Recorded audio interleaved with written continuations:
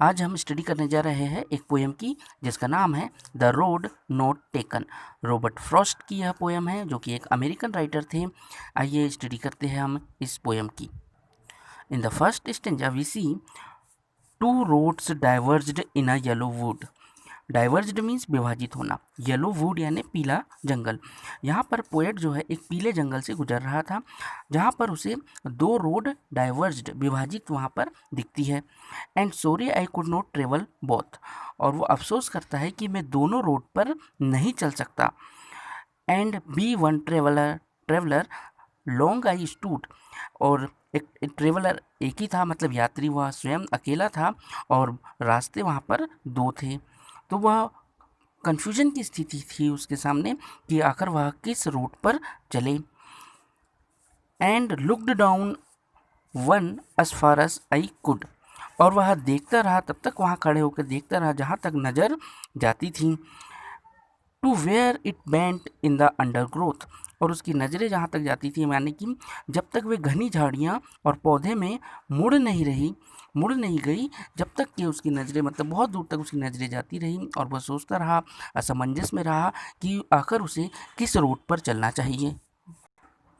Undergrowth means घनी झाड़ियाँ, bent यानी मुड़ी हुई, या और वुड यानी जंगल। यहाँ पर ये कठिन शब्द हमें दिखते हैं। डाइवर्ज्ड यानी हमें पहले ही पता था, विभाजित होना।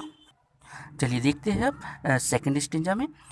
Then took the other just as fair, तब मैंने दूसरी सड़क ले ली और ठीक भी था। And having perhaps the better claim, मतलब वो दूसरी सड़क चुन लेता है चलने के लिए जो उसे ठीक भी लगा। Because it was grassy and wanted wear, और वह उसने इसलिए चुना था क्योंकि उसे वह चुनने का तो अधिकार सबको रहता ही है, और उस पर घास उगी हुई थी। यहाँ पर ग्रासी यानी घास उगी हुई थी वहाँ पर। Through as for that the passing there, घास उगी हुई थी जिस पर अभी चला नहीं गया था। Though as for that the passing there, मतलब वहाँ से कोई गुजरा नहीं होगा। अक्सर हम जिस रोड से ज़्यादा नहीं गुजरते हैं उस रोड पर ग्रास यानी घास उग जाती है।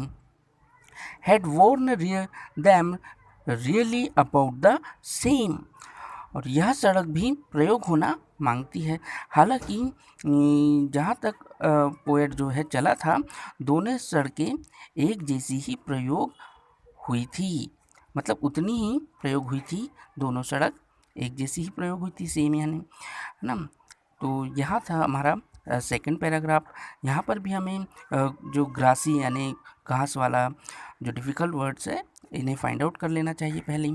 क्लेम यानी कि अधिकार, वांटेड यानी कि चाहना वह होता है वैसे तो, और वांटेड वेयर यानी प्रयोग में आकर घिस जाना। Now let's see the third stanza. And both that morning equally ले यानी लेटी हुई, इक्वली यानी समानता। दोनों ही सड़कें जो थी वहाँ पर उसके सामने थी, पोएट के वहाँ सामने थी।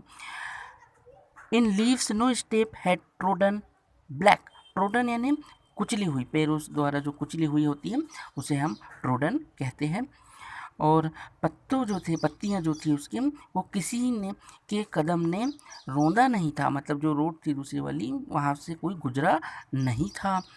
ओ I kept the first for another day, ओ फिर कभी बोलता है अरे मैंने पहली सड़क किसी और दिन चलने के लिए रख ली, मतलब वो उन्हें सोच लेता है कि मैं शायद किसी और दिन इस रास्ते पर चलूँगा। Yet knowing how way Leeds on two way, हालांकि वो जानता था कि कैसे रास्ता आगे से आगे निकलता जाता है। आई doubted if I should ever come back, और उससे डाउट भी था, डाउट यानी शक होना, संदेह होना कि कभी मैं वापस आ भी पाऊँगा कि नहीं, क्योंकि वो रास्ता उसके लिए नया था, इसलिए थोड़ा संदेह भी था उसे कि शायद मैं वापस आ पाऊँगा या नहीं आ पाऊँगा। Now the fourth stanza. I shall be telling this with a sigh, sigh यानी आह भरना होता है। यहाँ पर एक कवि कहता है कभी सदियों बाद भविष्य में मैं एक गहरी सांस छोड़कर कहूँगा। मतलब जैसे हम कभी होता है ना कि हम कोई काम करना चाहते हैं और नहीं कर पाते हैं, तो हम ये सोचते हैं कि काश मैं वो काम कर लेता। इस तरीके से यहाँ पर पोएट भी यह सोचते हैं। Somewhere ages and ages hence, बहुत आगे जब हो जाएगा, समय बीत जाएगा, तब वो सोचेगा कि शायद मैं उस पथ पर चल लेता तो क्या होता। ऐसा कवि यहाँ पर सोचते हैं। Two roads diverged in a wood and I took the one less traveled by। यहाँ पर वही कभी सोचता रहता है कि गहरी सांस लेते हुए मैं यह सोचूंगा कि जो दो रोड थी मैंने वह सड़क ली जो कम चली गई थी, और उसी से मेरे भविष्य, मतलब उसी से आगे मेरा भविष्य में बहुत ज़्यादा अंतर आ गया।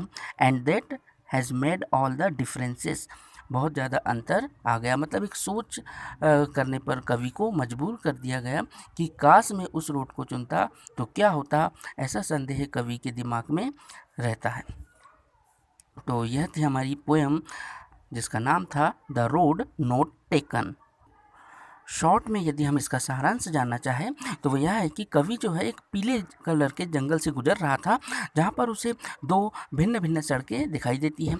वो दोनों सड़कों को देखता रहता है और दोनों सड़कें बहुत आकर्षक भी दिख रही थी, मगर उसके लिए ये बहुत कठिन था कि आखिर वह किस रास्ते पर जाए।